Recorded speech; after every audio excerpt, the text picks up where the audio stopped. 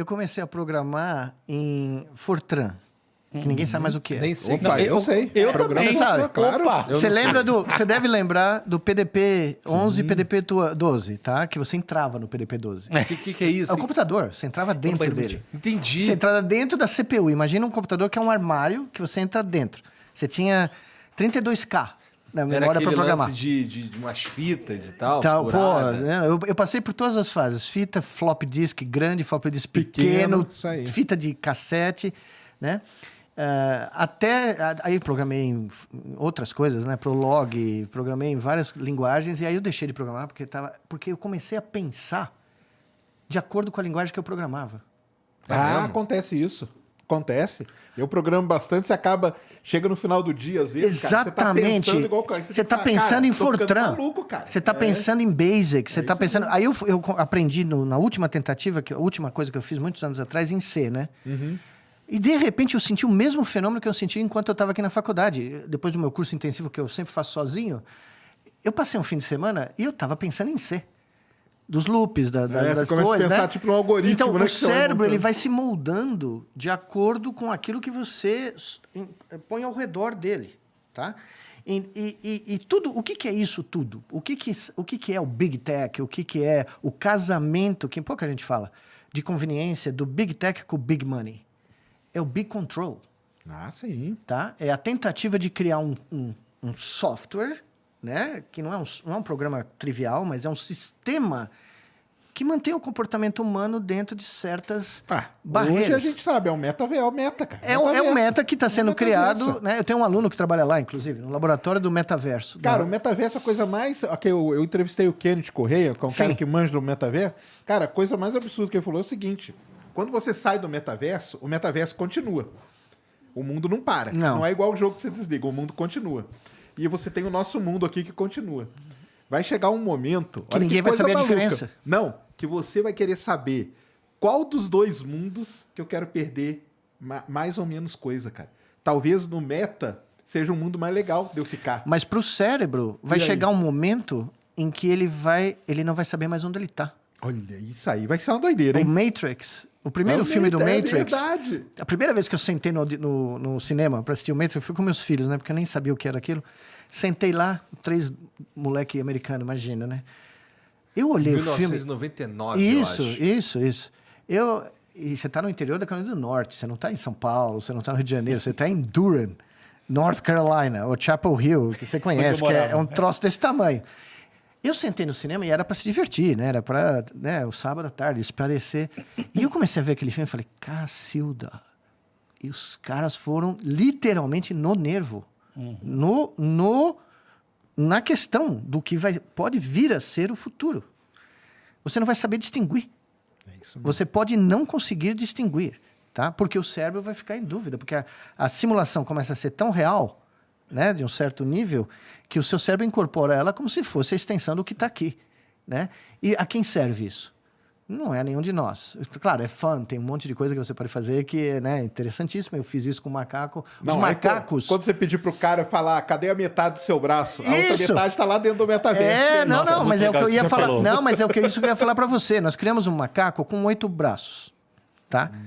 Só que eles não eram físicos, eram virtuais. Olha aí. Terminava o dia, porque era o momento mais alto da vida do macaquinho no laboratório, era esse, onde ele entrava no mundo virtual, igualzinho a gente faz, e tinha múltiplos apêndices para brincar. Terminava a simulação, o macaco ficava procurando. Olha Com os 2 braços dele, ele ficava... Sabe, ele estava tentando achar onde está o barato que ficou tão legal, porque ele recebia recompensa usando braços artificiais. Nós fizemos um macaco, que é a primeira interface cérebro-máquina... Peraí. Sério? Muito louco. Peraí. Tem um macaco, vocês pegaram um macaco, colocaram... botaram mundo virtual. Botaram um dispositivo na cara do macaco, Isso. que ele tava dentro do mundo virtual. Era como se fosse um Oculus Quest pra Isso, mim. isso. Aí ele tava no mundo virtual. Ele olhava, tô no mundo virtual, beleza. E aí ele olhava aqui no sovaco dele... Depois. Quando ele saía. Não, mas o Igor tá querendo saber antes. Ah, Não, antes? Assim, ele no mundo virtual, ele olhava aqui, desse lado tinha Isso. 3 braços e desse lado 3 braços. Nós começamos com 2, tá? Então ele tinha 4. Tá. Ele tinha os 2 dele e os 2 virtuais. Chegou a um ponto que o macaco conseguia realizar uma tarefa onde ele combinava o movimento dos 2 reais com os 2 virtuais. Ai, que doideira. E aí ele conseguia, com a mente dele, ele comandava esses braços virtuais Isso. como se fosse realmente parte do corpo dele. Então, assim, ele mexia esse que era independente desse aqui. Isso. Então, ele tinha... O cérebro dele conseguia fazer com que ele usasse 6 braços, Isso. 4 braços. 4 braços de forma independente.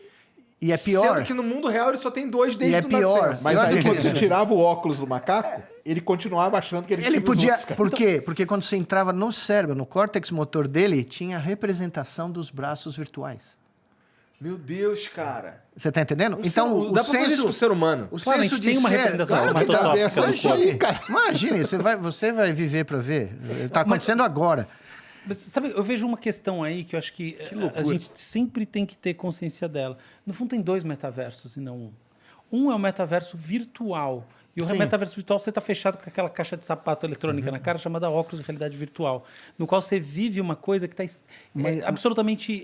Mas você sabe que nem precisa mais, né? nem precisa mais, tudo bem. Você faz um implante retiniano Não, agora. beleza. Tá certo. Caramba, já tá nesse nível. Já tá chegando. Sim, agora, isso aí está no caminho, sim, e lente de contato e tal. Mas tem um outro metaverso, que é o metaverso aumentado, da realidade aumentada, que vai jogar uma camada sobre você, seu olho.